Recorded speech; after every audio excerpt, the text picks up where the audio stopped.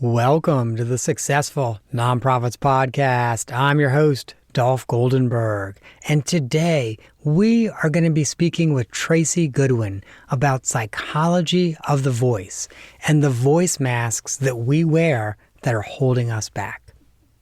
Before I introduce Tracy, though, I got to ask you a question.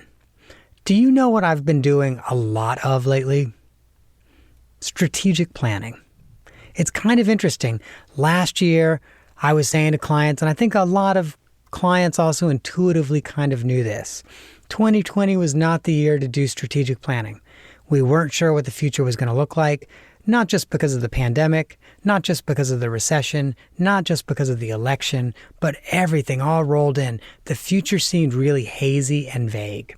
We're at a point right now, though, where the future, we can pretty clearly make out what it's going to look like. And so I have had a lot of organizations that have reached out to me about strategic planning, and it's something that I'm doing a good little bit of this year. If you're interested in starting a strategic planning project this fall, reach out to me now because my schedule normally books up 3 or so months in advance.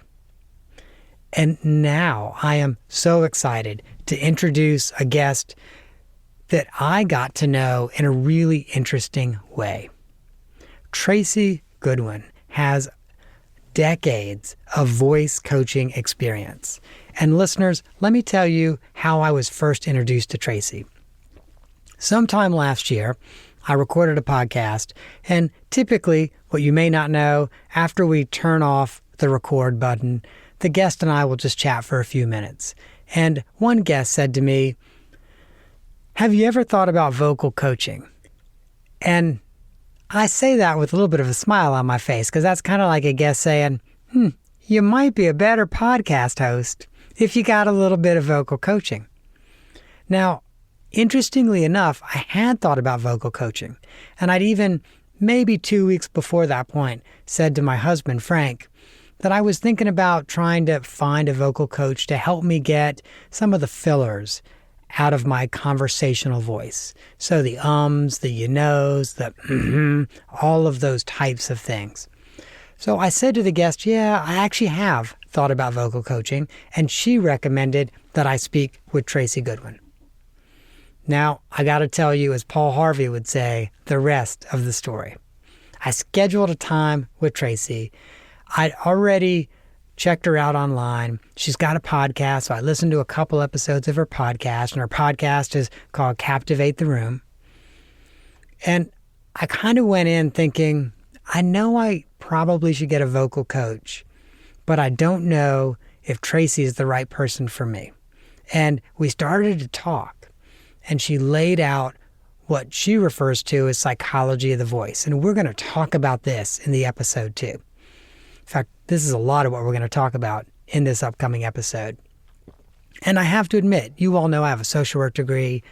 I believe that things that happen to us in our life can impact and manifest in different ways.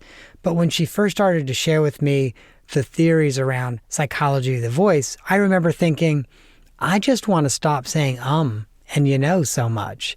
And all the rest of this seems like hooey. Like, can't you just make me put a rubber band around my wrist and snap my wrist every time I say an or you know? Having said that, though, I also eat my own cooking. And I've always believed that as humans, sometimes we should try to stretch ourselves, and we should try to put ourselves in situations that maybe we're not entirely comfortable in. So I made the commitment. I was like, Tracy, I'm going to sign up for your next Captivate the Room course. I signed up. I attended each session. And listeners, I have to share with you, between the first session and the second session, she gave us some homework around psychology of the voice.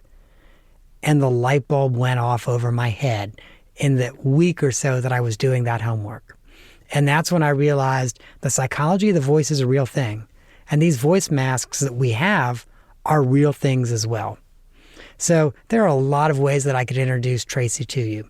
But the best way is for me to explain to you that I'm a convert and I believe in the work that she is doing. And I believe that all of us in the nonprofit sector, whether we are executive directors talking to boards and the media, whether we are development directors talking to major donors and foundations, or whether we are case managers talking to clients, can all improve the way that we present ourselves vocally. And so I am so excited to introduce Tracy Goodwin. Tracy, welcome to the podcast. Oh, thank you so much. I'm so glad to be here with you. And I just love that story so much. Thank you for that fantastic introduction. Well, I appreciate you allowing me to share it because I know some people would not be comfortable with me being really open about what my initial impression was. And admittedly, you won me over, and you know that. You completely won me over. Well, I think it's such a powerful story to the process of psychology of the voice. And so many people think just that exactly what you said. Let me get rid of my filler words. Let me speak a little louder or something without even realizing the depths of what really the backstory is. So I think it's such a powerful story and just loved working with you so much. Well, thank you. And I do also have to say that my expectation is this is going to be the highest quality conversation that we have on this podcast recording day. You know, we batch record. And the reason is I'm now talking to my teacher, so I'm on my best behavior. And I'm making sure that I'm not using a lot of ums and you knows, although I did just use one. I'm trying really hard to make sure that I don't. Where I was hoping we would start, though, is I understand that you were once working with a young adult. And as part of just an introductory conversation, you suddenly turned into a fortune teller. Yeah. You know, it's interesting. I won't go all the way to the backstory, but I always knew that I could discern sounds in people's voices. But I thought it was a little crazy. And so I did what I refer to now as typical voice coaching. But what happened was I was living in New York City. I was working at Mike Nichols School, and I was working with entrepreneurs and Zoom, just like we do now. And I went to Texas to do a workshop, and a young man rattled off his bit. And when I say rattled off his bit, he said some dialogue. And I looked at him and I said, oh, I get it. You moved down here, you fell in love with some girl, and you're down here and she broke your heart and you don't know what to do. You're thinking you might need to move back to the East Coast, Maryland, I think, but you like it here in Austin. And so you're not really sure what to do. And he looked at me and he said, how did you know that? I'd never met this young man. This was a workshop that I was brought in to teach. And I said, well, I heard it in your voice. And I looked around the room, and of course, you know, everybody was sitting there a little freaked out. And I said, did y'all hear that? And they all said, now we do. And so that was the beginning of a 10-year research study in what is the subconscious processing in our voices that is telling a story beyond our words. Because this young man's words had nothing to do with the fact that he fell in love with a girl and moved to Texas. It was literal sounds that I heard and could identify. And that's going down subconsciously all the time. And obviously that relates to the psychology of the voice. But how does the psychology of the voice affect most of us in just everyday ways? Well, what people don't realize, and this is truly what psychology of the voice is, this is the body of work, this is what gets me excited, is the discovery that our subconscious is what actually puts our voice in. We think, you know, we can look at it from a technical perspective. We have vocal cords, we have air, the air hits, you know, we can talk about that, but that's not the backstory. And I figured this out when I was so fascinated with dialects. That the early years of my career, I taught actors dialects, and business people hired me to take their dialects away. And I was fascinated with that, right? And because I was fascinated with voice and dialects and the way I taught dialects, especially based on my ear, I realized we can just shift our face and I can shift my face and become Irish. And I thought, why is that? Why do I sound Texan and the Irish sound Irish? It's sense of belonging. The subconscious tells the jaw how to place to create the Irish dialect versus the Texas dialect. And I thought, wow, that's it. But I knew there was more to the story. And so I would watch people come to work with me. And I always talk about Bill, who was very, very quiet. And out of nowhere, again, I said, Bill, do you have siblings? Yes, I have 6 older sisters. What I was beginning to see sitting in front of me was there was a story in the mind. And that story for Bill, example, was, Bill, stop talking. We don't want to hear you. 6 older sisters. He loved his sisters. It wasn't a bad thing, but Bill's subconscious took that information in and said, don't worry, I've got this. And little by little, Bill got quieter and quieter and quieter because the subconscious was calling the shots. Why does the subconscious call the shots? Because the voice is the utmost place of judgment. It is the orchestra of the heart. And the subconscious goal is to protect that at all cost. So we drop our endings. We speak too quiet. We say nothing at all. People don't realize that they are frustrated with themselves. And why can't I just say something? Or why can't I captivate the room? What they don't realize is there's a story calling the shots. One of the things that I learned while in your coaching program is that a lot of those stories come from long ago and far away in our early childhood. Yeah. Yeah. And that's what's usually so shocking to people. Literally, my research shows me that before we're 5 years old, and this is powerful, only one phrase. It only takes one phrase like, hey, nobody wants to hear what you have to say. And the subconscious globs onto that. And that is what I call the core driver. And then we have a lifetime of relationships and teachers and neighbors and family and bosses. And it just compounds and compounds and compounds. But it always goes back to that core story. And it always is from when we were little. For me, that was really groundbreaking. And one of the things that you talk about, and I really found this to be true, once I realized where that was coming from, it was so much easier for it to just go away without me even consciously trying to make it go away. And so, listeners, in my own personal situation, one of the things is sometimes I talk really fast. And my filler words I will often use while my brain is processing, trying to think what I'm going to say next. So when I say or when I go, my brain is processing.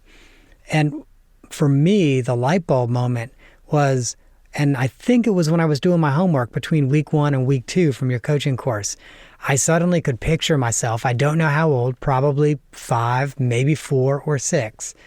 And I'm at home with my parents. And whenever I stop to think about what I'm going to say next, and words don't come that easily for 5-year-olds yet. They're still trying to remember words. Although I find at 50, I'm trying to remember words too. But at 5, I was trying to remember words that I was learning, not words I'd forgotten. Sure. And whenever I would stop, my dad would jump in and just assume that I was done. And so I realized that I have to fill that space or I'm not going to be able to finish what I want to say. And I also realized that there was this time pressure from my parents to, okay, say what you need to say it quickly because adults need to go talk. And when I realized that, and I realized that's what was holding me back, oh my gosh, it suddenly became so much easier to slow myself down and to not say 12 times in 3 minutes. And I love that story. And I'll remember that moment when you first told me that story for the rest of my life, because that's the power of the work. I could have easily said to you, you need to slow down. And we would have played that game for a while and we could have rewritten that in the muscle memory, but that driver would have continued to call the shot. That driver would have continued, that noise in your head that maybe until that moment you weren't aware of would have continued to say, you better hurry up and get this. They're getting ready to stop listening. And so I could have said, slow down forever, but that driver had to be acknowledged. And you saw, it doesn't have to be a deep dive. It doesn't have to be years of discussion about it. It's just this recognition of, oh, that's why I go fast. Cool, I can slow down now. The subconscious just doesn't get the memo, right? Because the subconscious is still trying to keep us safe and still working from that first line when we were 5. We don't need it anymore. Right. And it's interesting, when I first heard psychology of the voice, what I think is years of painful therapy to work that out. And in reality, it was just realizing what it was and letting it go. Yeah. Yeah. And then you have the freedom to know a different story, which is we actually really want to hear what you have to say. And it wasn't that your parents didn't want to hear you. It was that your subconscious created a story around a phrase and was trying to keep you safe. Right. That was it. So, Tracy, how do masks fit into all of this? Because I know we also talk about, at least in the coaching course, we also talked about vocal masks. And I love talking about masks because it's another one of those things that people, they never have thought about that. The design of it goes all the way back to how I hear things. And I can hear the backstory. I can hear what you're doing. And it's all linked again to the subconscious. So let's say it's all linked to the story. So we've got voice masks and needing to prove, people pleasing. Words can be a mask. Okay. And it's the concept of it is I have a story that says, well, I've got to prove to you I'm smart enough. Okay, that's your driver. Well, then all of a sudden you're talking to me like this because you got to prove how great you are and you know everything. Well, really, you're hiding behind that. That's a sound that's coming out in your voice because you think you need it because you've bought into the lie of the mind. And now you've got a tone that's saying, oh, yeah, we can do that. I can do everything. And you're repelling potential customers. You're destroying relationships among your team because you've got a mask of something you put in place. You thought if you could prove to that person you were worthy or smart enough, they would give you what you wanted. And you put that in place unknowingly, and it is the very thing that is keeping you from getting what you want time and time again. Do we ever create masks that project the way we're feeling? And so, as an example, I'm sure this happens in the for-profit world as well. There are a lot of us in the nonprofit sector. This has been true at points in my career as well, where I have imposter syndrome. But what I find then is, and it's only after taking this course that I realized it, of course, but what I find is when I have imposter syndrome, I'm pretty timid when I present ideas. And I kind of stutter and I pull back and I move forward and I pull back. But it's really because I maybe don't feel so certain about my own ability to do this. Great question. And really, all of it comes from noise in the head, which noise in the head is stories, right? Who am I to be teaching these people? Look at this audience. They're amazing. Who am I? So we have got this mind stuff going on, these stories and drivers, but then we can also take a look at what are the habits that were left behind in the muscle memory. So I can say definitively, yes, there's probably a story with some noise that says, what do you think you're doing? Or who are you to be doing that? But then I want to look at the outcome. So we question, we have to look, okay, what's the noise? And we have to question it. Is that true? And what you're going to find is generally it's not, right? But there's a habit that's left behind of that timidity because who am I to really boldly own this? And what I find is that 99.5% of what we think they're thinking, they're not thinking. So they're not thinking, who's this guy? Who does this guy think he is? Right? But that story is there. So we've got to get rid of that story and then we've got to change the habit. And that can simply be in my mind, I know what I'm talking about. I get out of the outcome and I own it because I got to serve these people and I can. So it's a two-pronged process. So yeah, it is a mask and all masks come from stories. Tracy, something like that actually happened to me last night. And I have to say that I dealt with it in a way that I was relatively happy with. So I was working with a strategic planning work group. And as part of the work, there was a slide deck that I had put together. I was walking them through the slide deck. And then as I'm getting toward the end, I realized that I had accidentally deleted a slide. And I thought about it and I thought, in the grand scheme of things, they don't know that I've accidentally deleted it. I can work this into another session that we already have scheduled later on. And I just need to keep this rolling. But it was very much what you described. They didn't know that there was another slide I planned to present. I didn't need to stop and interrupt the flow and go, oh, wait, it's on Zoom. Let me see if I can find this slide and put it back in. And everyone is then sitting around waiting for me to do it. And then I grow more flustered. Mm-hmm. That's it. And that is literally half my day, is people thinking, oh my gosh, they think I don't know what I'm doing. They think I've messed up. They know I've messed up. We don't know what you know. So it is all about in the owning. And it's really, in a lot of ways, what are you working from? Are you working from trusting that you know? You knew. You said, okay, I'll do it next time, or I'll work it in. We don't have to unravel. And if we are unraveling, what's the story behind that? Mm-hmm. One of the things that I noticed in the coaching group, a lot of my peers in that group, when you would give us an assignment to do a video or do an audio recording that you would see, and maybe if they posted it in the closed Facebook group, those of us that were in the group would see as well. Some people talked about the difficulty of, oh my gosh, I restarted this 48 times. This 3-minute video took me 4 hours because I restarted it 48 times. And it is almost like that crisis in confidence that, as you said, they don't know what we know. And we can come across pretty positively and pretty confidently. We just have to stand there and own it. Yeah. Yeah. And I think some of it too is having a tangible technique. But in my mind, it always goes back to the driver. Okay, somebody does 42 takes. Well, we're going to knock that out. We're going to get rid of that because you're creating a whole nother set of problems first and foremost. But you're getting it right. Are you seeking to get it perfect? Are you not trusting that you know what you're talking about? Are you trying to get the words right? How do I know if the words are right? So confidence is really about getting rid of the noise in your head and owning in the now that you know what you're talking about. Mm-hmm. And if we can get rid of all that noise, we can own from the start.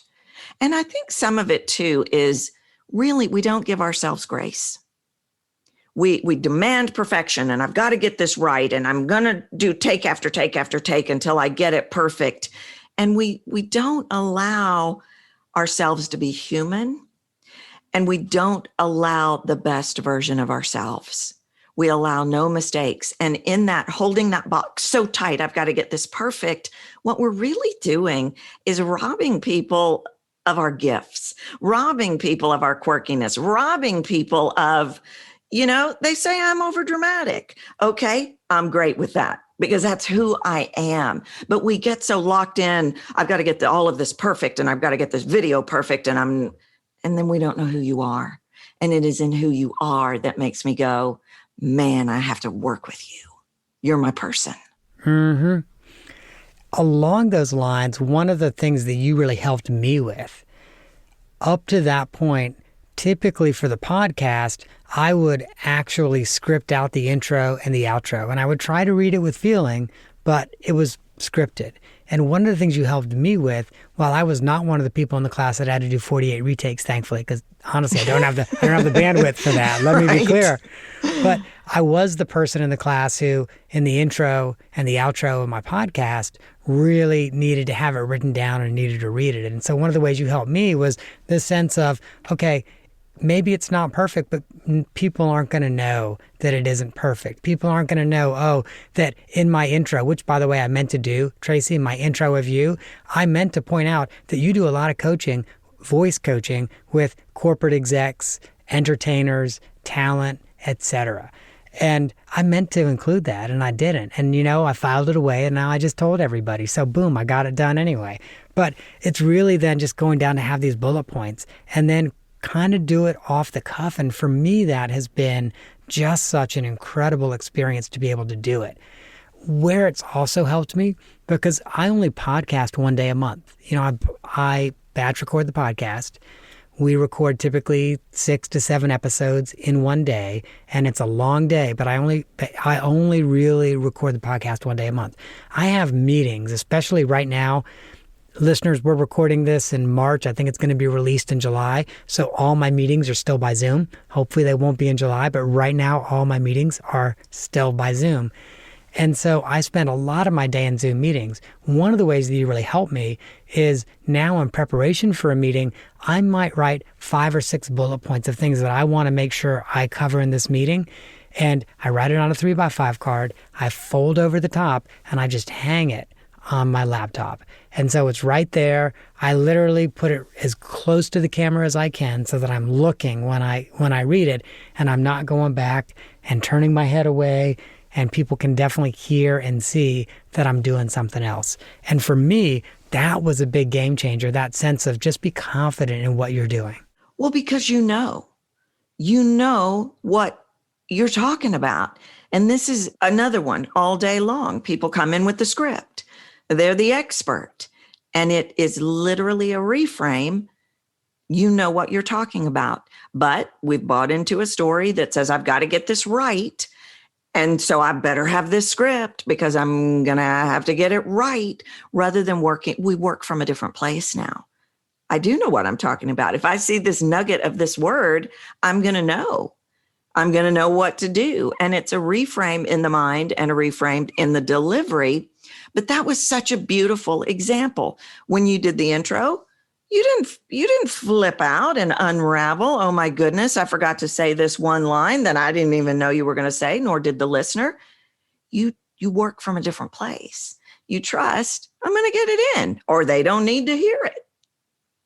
It's just that simple. This I've got to get it right is the same as a script. The minute you go to that place, you're up in your head. And the minute you're up in your head, your voice won't work. You cannot show me who you are. Now, do you see why the subconscious wants you to have a script? Because you're safer in the subconscious mind's eye if I don't know who you are, if you're just dumping a bunch of words on me. Mm-hmm. Absolutely. We can feel clinical and safe, but not reveal ourselves. That's right. Now, though, I'm going to ask you to reveal just a little bit about you, because it's time for the off the map question. And Tracy, this is a way for our listeners to get to know you a little bit more as a person, in addition to being the professional. And good news, bad news, listeners, this off the map question is probably actually on the edge of the map, but it's still the question I've really got to ask. So, Tracy, you have 2 graduate degrees, one in child drama, which of course I've joked with you. I hope that means like theater and not children throwing temper tantrums. And the second is in corporate communications.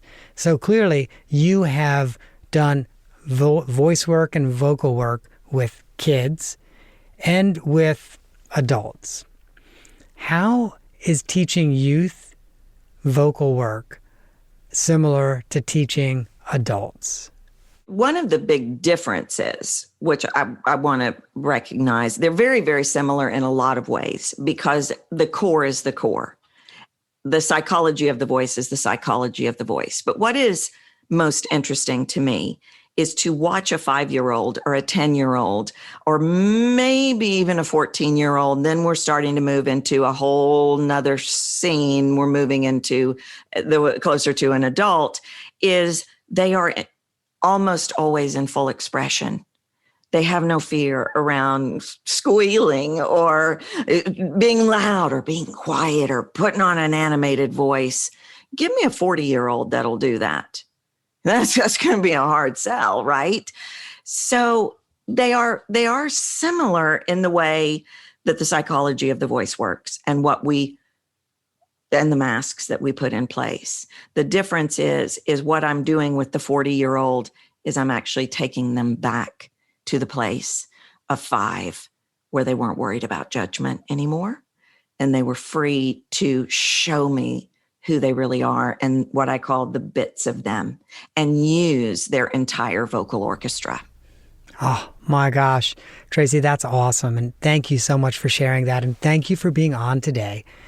Listeners, I want to make sure that you know how to reach out to Tracy. So first of all, check out our website, captivatetheroom.com. And there are two specific things I want you to look at on that page. The first is she has a podcast, Captivate the Room. And by the way, you can also just open up your podcast streamer. Clearly, you've got it open right now, and you can search for Captivate the Room.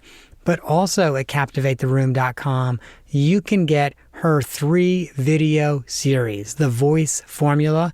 She does not charge for this. It is something that you can binge and use right away. Now, if you find her podcast helpful and useful, and if you find the Voice Formula video series useful, frankly, I also suggest that you consider joining one of her coaching groups. You know, I say that I eat my own cooking, and I believe that in this sector, we should all be striving and driving to be better at what we do. And all of us in the nonprofit sector communicate to someone. And if we can communicate more effectively, not only you, but your organization will be more effective as well. So once you've gotten some basic learning from what she has available, make sure you check out these coaching groups. Hey, Tracy, thank you so much for joining us today. Oh, thank you so much for having me. It was great to see you and great to have this conversation with you. Well, listeners, if you have missed any of those URLs, although I think it's probably just one, Captivate the Room, and open up your streamer and Google Captivate the Room. If you missed that, you know you can go to successfulnonprofits.com, check out our show notes, and we will link to her website as well as to her podcast on Apple Podcasts and probably some of the other streamers as well. And if you enjoyed this episode, if you got something out of this episode, if it made you think, I can see some ways now that I can use this to improve the way that I communicate, there's 2 more episodes that I want you to check out. One is episode number 62, Crafting Your Nonprofit's Language to Lead, Engage, and Advocate with Erica Mills. Because once you are feeling confident and you are ready to get out there and communicate, now you just probably need to do a little crafting to make sure you've got that message ready when the audience is there. The second episode is the Leadership Wake-Up Call with Jeb Banner. That, listeners, is our show for this week. I hope that you have gained some insight to help your nonprofit thrive in a competitive environment. And you know, I always got to give you a disclaimer. I'm not an accountant nor an attorney, and neither I nor the Goldenberg Group provide tax, legal, or accounting advice. This podcast, this is a shocker, is for informational purposes only and should not be relied on for tax, legal, and accounting advice. I say this every week. It feels pretty obvious to me. But if that's the kind of professional advice that you need, please find a credentialed, licensed professional in your area. If you don't know who to reach out to, you can always contact me. And if I know someone in your area, I am happy to make the connection.